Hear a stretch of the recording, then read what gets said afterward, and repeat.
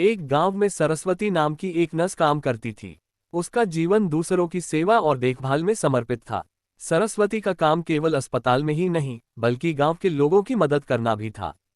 गांव में चिकित्सा सुविधाओं की कमी थी, लेकिन सरस्वती की मेहनत और समर्पण से लोगों को समय पर इलाज मिल जाता था।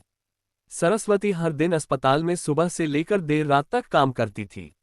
उसकी जिंदगी में कोई छुट्टी या आराम नहीं था, क्योंकि वह मानती थी कि लोगों की सेवा ही उसका असली कर्तव्य है। उसे गांव के हर व्यक्ति की तबीयत का पता होता था और वह हमेशा लोगों को स्वास्थ्य के प्रति जागरूक करती रहती थी। गांव में राम नाम का एक किसान था। राम अपनी मेहनत और ईमानदारी के लिए गांव भर में प्रसिद्ध था। वह बहुत ही शांत और साधारण जीवन जीता था। उसकी पत्नी सीता बहुत बीमार थी और उसका इलाज लंबे समय से चल रहा था।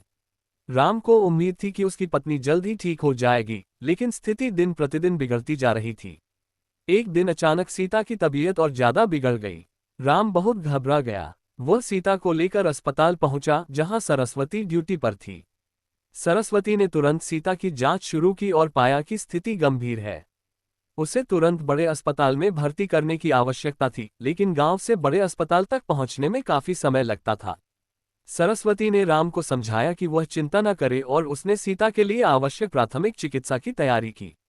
राम की आंखों में आंसू थे। वह अपनी पत्नी की हालत देखकर बेबस महसूस कर रहा था। लेकिन सरस्वती ने उसे धैर्य रखने को कहा और खुद एम्बुलेंस बुलाकर सीता को शहर के बड़े अस्पताल में भर्ती करवाने की व्यवस्था की। राम सरस्वती की तात्कालिकता और देखभाल को देखकर चकित था। उसने पहली बार महसूस किया कि नर्सें वास्तव में धरती पर भगवान की दूत होती हैं, जो दूसरों की जिंदगी बचाने के लिए हर संभव कोशिश करती हैं।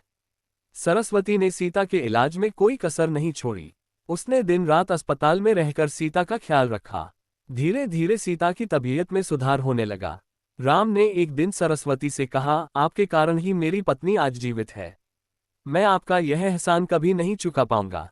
सरस्वती ने मुस्कुराते हुए कहा, राम भैया, यह मेरा कर्तव्य था। नर्स का काम केवल दवाइयां देना नहीं है, बल्कि अपने मरीज की देखभाल और उसकी जिंदगी बचाने के लिए हर संभव प्रयास करना भी है। सीता की हालत में सुधार होता रहा और कुछ ही दिनों में वह अस्पताल से छुट्टी पाने के काबिल हो गई। राम और सीता ने सरस्वती को धन्यवाद किया और गांव वापस लौट गए। राम ने गांव भर में सरस्वती की प्रशंसा की और लोग उसे भगवान की तरह मानने लगे। सरस्वती को ये सब सुनकर खुशी होती थी, लेकिन वह जानती थी कि असली खुशी लोगों की सेवा में है। गांव में एक बार फिर से जीवन सामान्य हो गया, लेकिन अब राम और उसकी पत्नी के जीवन में एक नई शुरुआत हो चुकी थी। उन्होंने सरस्वती के समर्पण और सेवा भाव से एक नई सीख ली थी। वे हर दिन अपने काम में पूरी मेहनत से लगे रहते और हर शाम सरस्वती के काम की प्रशंसा करते हुए उससे याद करते। समय बीतता गया और गांव में सरस्वती का नाम और भी आदर से लिया जाने लगा। लोग उसे गांव की बेटी के रूप में मानते थे। उसकी मेहनत, ईमानदारी और सेवा भाव ने उसे गांव के हर व्यक्ति के दिल में बसा दिया था। सरस्वती की सेवा भावना ने गांव में स्वास्थ्य सेवाओं को सुधारने में महत्वपूर्ण भूमिका निभाई और लोग उसकी प्रेरणा से अपने स्वास्थ्य के प्रति और भी जागरूक हो गए थे। इस तरह सरस्वती ने न केवल अपनी नौकरी निभाई, बल्कि अपने समर्पण और सेवा से गांव के लोगों की जिंदगियों को बदलने का काम भी किया। उसकी कहानी यह सिखाती है कि सच्ची नर्स वह होती है जो मरीज की सेवा को अपना धर्म मानती है और बिना किसी स्वार्थ के उसकी मदद करती है।